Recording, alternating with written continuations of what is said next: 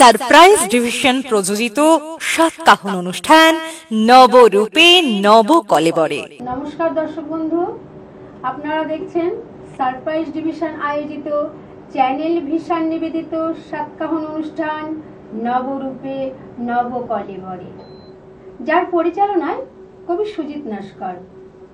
আর আজকের অনুষ্ঠানের সঞ্চালনায় আমি চম্পা প্রামাণিক। সঙ্গে আছেন আজকের অতিথি মাননীয়া রূপা দে এবং মাধুরী সাহানা মহাশয়া।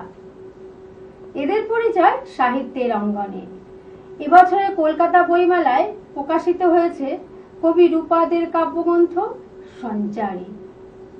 আমি কবিকে তার বই বিষয়ে কিছু বলার জন্য অনুরোধ করছি। রূপা।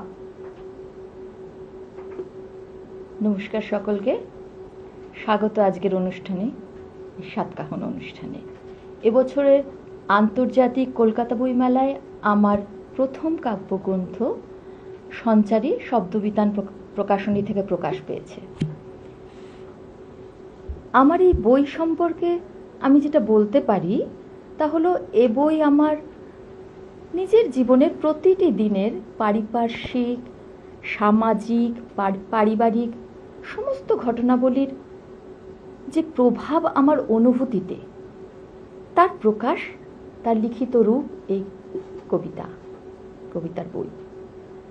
আমার কাব্যগ্রন্থ আমার অনুভূতির সঞ্চরণের বিস্তার, সেই বিস্তারের মাধ্যম, আর অনুভূতির সঞ্চরণের বিস্তার, তাই এই বইয়ের নাম সঞ্চারী। ধন্যবাদ কবিকে আপনার মূল্যবান বক্তব্য পেশ করার জন্য। এবার আমি কবি মাধুরী সাহানাকে প্রকাশিত বই নিয়ে কিছু বলতে অনুরোধ করছি। মাধুরী। নমস্কার, আমি মাধুরী সাহানা। 48তম কলকাতা আন্তর্জাতিক বইমেলাতে আমার প্রকাশিত বই আনন্দ প্রকাশনের হাত ধরে মহাভারতের বধূমাতা, মহাভারতের মহিষী নারীদের কথা একটা সংকলনে প্রকাশ করার ইচ্ছা ছিল আমার বহুদিনের। আমাদের বাংলা ভাষায় মহাভারতের অনুবাদকদের লেখায় নারীদের কথা আলাদা করে সেভাবে চোখে পড়ে না। আমি চেষ্টা করেছি মহাভারতের নারীদের কথা মহাভারতের বধূমাতা বইটিতে প্রকাশ করতে। আমার মনে হয় পাঠকদের বইটি ভালো লাগবে। আমার দ্বিতীয় বই একটি উপন্যাস, শব্দবিতান প্রকাশনীর হাত ধরে সেটা প্রকাশিত হয়েছে। উপন্যাসটির নাম প্রবর্তন। উপন্যাস সমাজের সামগ্রিকতাকে প্রকাশ করে। বাংলা সাহিত্যের উপন্যাস আমরা জানি বিশ্ব সাহিত্যের সম্পদ। এই ডিজিটাল মাধ্যমের যুগে বাংলা সমাজ ব্যবস্থার আমূল পরিবর্তন ঘটেছে। আমাদের এখন গতির সাথে পাল্লা দিতে হয়। সমাজের উঁচু নিচু সমস্ত শ্রেণীর মধ্যেই এর প্রভাব চোখে পড়ার মতো। বাঙালি পরিবার কেন্দ্রিক জীবনযাত্রা কিভাবে এই সমাজের সাথে সমান্তরালভাবে চলেছে, সেটাই আমার এই উপন্যাসের পটভূমি। ধন্যবাদ কবিকে আপনার মূল্যবান বক্তব্য পেশ করার জন্য। এবার আমি রূপাকে অনুরোধ করছি তার কাব্যগ্রন্থ থেকে কিছু কবিতা দর্শক বন্ধুদের পাঠ করে শোনাতে। ধন্যবাদ। আমার প্রথম কবিতা অজানা। বৃহতের মাঝে সর্ববৃহতের আভাসে প্রকাশ, চেতনার দ্বার খুলে উপলব্ধির অনুভব শব্দের জাল বুনে চলে, চেষ্টা বোঝবার, চেষ্টা বোঝাবার।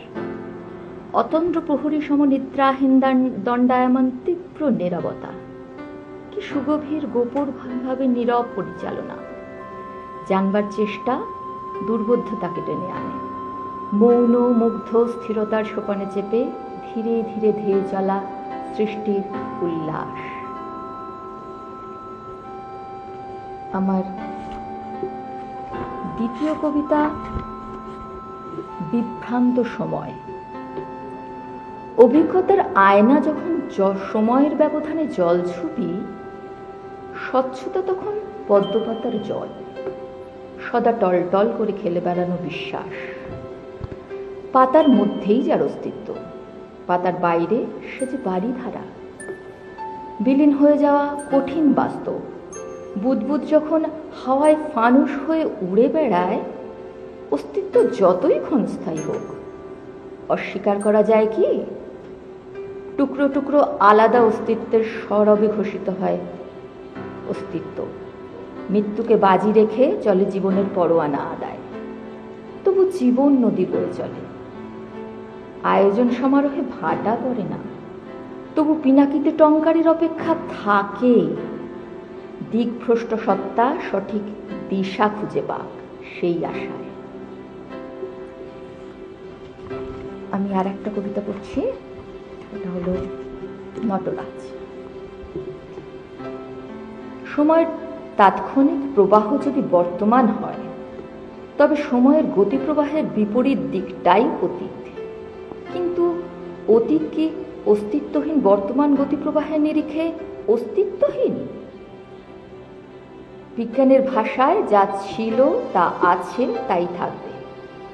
কোনো কিছুরই সৃষ্টি বা বিনাশ সম্ভব নয়।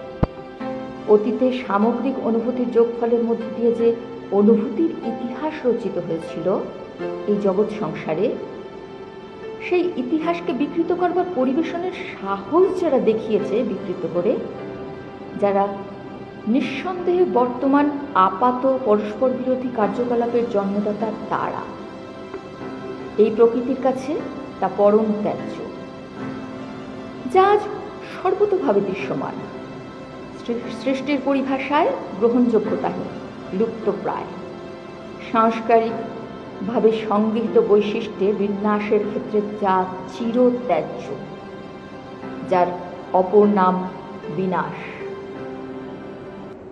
আমরা শুনে নিলাম কবিকণ্ঠে কবিতা পাঠ।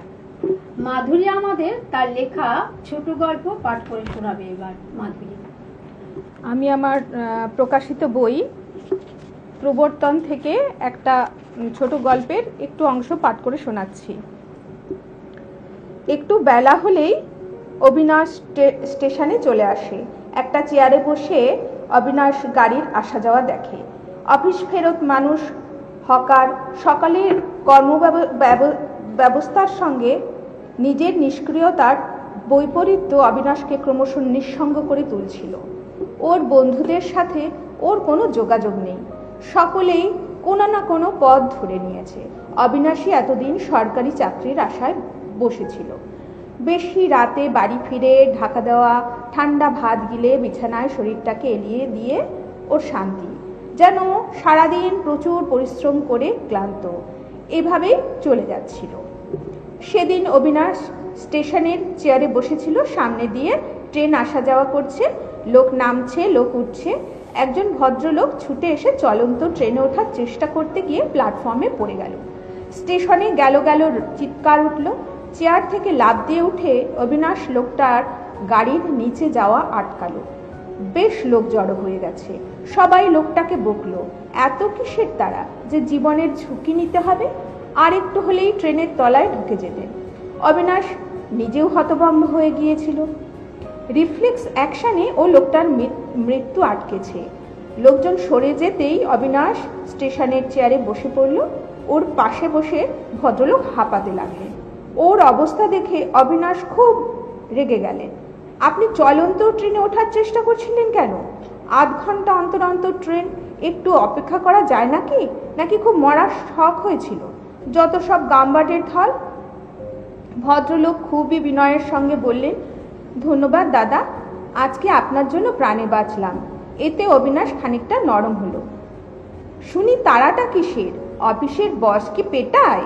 দেরি হলে? ভদ্রলোক আমতা আমতা করে বললেন, এখানে ব্লাড ব্যাংকে এসেছিলাম, মেয়েটার অপারেশন চলছে, সময় মতো ব্লাডটা পৌঁছে দিতে পারলে খুব ভালো হতো। কি জানি ওদিকে কি অবস্থা, পরে ট্রেনে গেলে যদি দেরি হয়ে যায়, তাই চেষ্টা করছিলাম। উঠেও পড়েছিলাম, কিন্তু পা এমনভাবে স্লিপ করলো যে সামলাতে পারলাম না। অবিনাশ খানিকটা লজ্জা পেল। মানুষের কত রকম প্রয়োজন থাকে, সবাই অফিস যেতেই ট্রেন ধরে না। অবিনাশ বলল, আর কিছুক্ষণ পরেই ট্রেন আসবে, চলুন আপনাকে পৌঁছে দিয়ে আসি, পথে না হলে আবার কোনো বিপদ বাঁধাবেন। ভদ্রলোক সবিনয়ে বললেন, আমার জন্য আপনি আবার কষ্ট করবেন? আপনার সময় নষ্ট হবে না? আমার সময় নষ্ট করার অভ্যাস আছে, চলুন আপনাকে হাসপাতালে পৌঁছে দিয়ে আসি। আপনার যা অবস্থা দেখছি তাতে একা ছাড়তে ভরসা পাচ্ছি না। সারথী ট্যুরস অ্যান্ড ট্রাভেলসের কর্ণধার অবিনাশ ভৌমিক এলাকার একজন সফল ব্যবসায়ী। তার হাতে এখন নষ্ট করার সময় নেই। তার কোম্পানিতে 4 জন লোক কাজ করে। সরকারি চাকরির ভূতটা ঘাট থেকে কবেই নেমে গেছে। ধন্যবাদ মাধুরী, অনবদ্য গল্প আমাদের দর্শকদের সামনে উপস্থাপনা করার জন্য। আমার লেখা আর একটা গল্প আমি পড়ছি, একটা বড় গল্প থেকে একটা ছোট অংশ। কথাতে আছে, কালী ঠাকুর জলে পড়লে শীতের শুরু হয়। এমন সময় শিশির পড়ে সকালে এবং বিকালে। বাতাস ঠান্ডা হতে শুরু করে। বাজারে শীতকালীন সবজির আমদানি হয়। এভাবেই বড়দিন এগিয়ে আসে। বাঙালি কমলা লেবু, জয়নগরের মোয়া, নলেন গুড়ের সন্দেশের সাথে কেক পেস্ট্রি নিয়ে চিড়িয়াখানা বা ইকো পার্কে ভিড় করে। শশীদের পাড়ার এলাচ সাহেব নিজের বাড়িটা চুনকাম করে পরিষ্কার করেন ডিসেম্বর মাসে। যীশু খ্রিস্টের জন্মদিন বড়দিন। এলাইজা থেকে অপভ্রংশ এলাচ সাহেব লোকে বানিয়ে দিয়েছে। এলাচ সাহেবের বাড়িটা বড়দিন উপলক্ষে টুনি লাইট আর রঙিন কাগজ দিয়ে সাজানো হয়। লাল টুপি পরে সাদা দাড়ি লাগিয়ে চকোলেট বিলি করেন এলাচ সাহেব। এলাচ সাহেবের কাছে শশী পার্ক স্ট্রিটের বড়দিনের উৎসবের কথা শুনেছিল। এপাড়ার বড়দিনের সময় পিকনিকের যাওয়ার রেওয়াজ আছে। পিকনিকে বিস্তর খাওয়া দাওয়া, নাচ গান, হইচই হয়। শশী ক্রিসমাস ফেস্টিভ্যাল দেখতে কলকাতার অ্যাংলোপাড়া বউবেড়াকে যায়। 25শে ডিসেম্বরে পার্ক স্ট্রিটের আলোকসজ্জা এবং সেন্ট ক্যাথিড্রাল চার্চের মিডনাইট ক্যারল শশীর প্রিয় এন্টারটেইনমেন্ট। প্রতি বছরের মতোই 25শে ডিসেম্বরের রাতে শশী পার্ক স্ট্রিটে ক্রিসমাসের আনন্দে সামিল হয়েছিল। ভোরের দিকে মেট্রো স্টেশনের কাছে একটি চায়ের দোকানের বেঞ্চে বসে চায়ের জন্য অপেক্ষা করছে শশী। বেঞ্চে আরো কয়েকটি ছেলে বসে নিজেদের মধ্যে কথা বলছিল। শশী কান খাড়া করে শুনছিল ওদের কথাবার্তা। কিছুক্ষণ আলোচনা শুনে বুঝতে পারলো এরা বিভিন্ন রকম অ্যাডভেঞ্চার ভিডিও রেকর্ডিং করে। হুগলি ব্রিজ থেকে গঙ্গায় ঝাঁপ দিয়ে সেই অ্যাডভেঞ্চার মোবাইল ক্যামেরায় রেকর্ড করা ওদের এখনকার প্ল্যান। ছেলেগুলো প্রায় শশীর সমবয়সী। শশী ওদের দলটা খুব পছন্দ করলো। অ্যাডভেঞ্চার শশীরও খুব পছন্দ। এদের দলে মিশতে পারলে ভালো হয়। বন্ধু হতে চেয়ে আলাপ জমানোর চেষ্টা শুরু করলো শশী। উসমানের কথার রেশ টেনে বলল, একদিন না একদিন সবাই মরবে, আজকে মরলে কি সমস্যা। শশী হিরোদের মতো কথা বলল। উসমান এই দলটার নেতা। শশীর কথায় খুশি হলো। স্টান্টবাজিতে আলম বেশ বেপরোয়া। আলমের সাথেও শশীর বন্ধুত্ব হলো।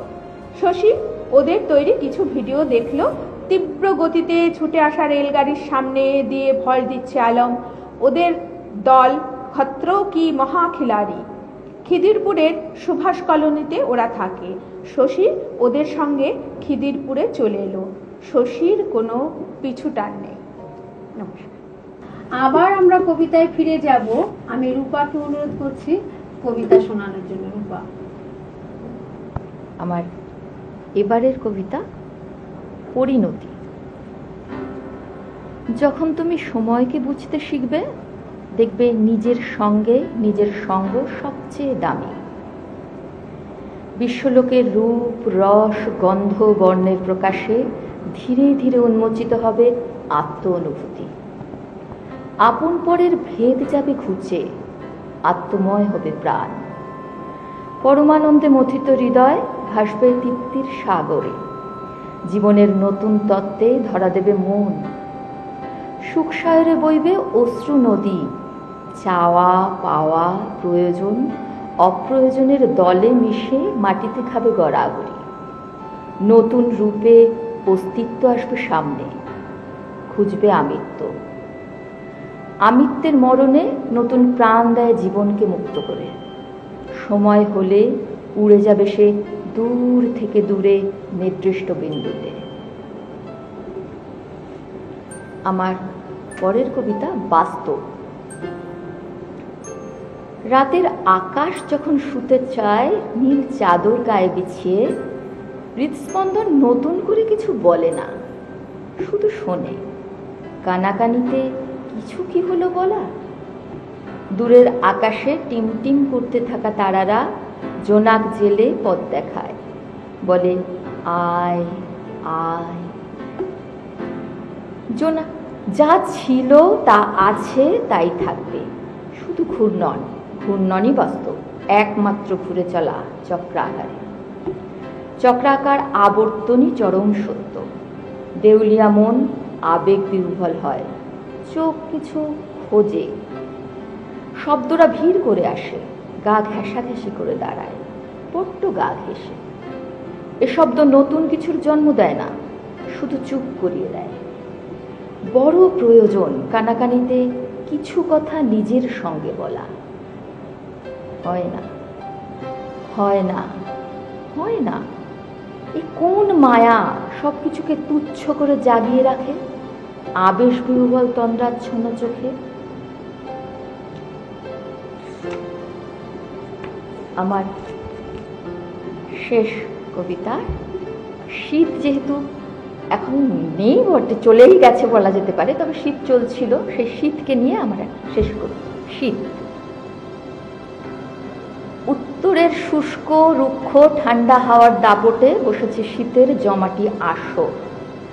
শিরশিরানি শীতল বায়ুর কাপা কাপা আন্দোলনের ছন্দে ঝরা পাতার মর্মর ধ্বনি মিলে মিশে একাকার।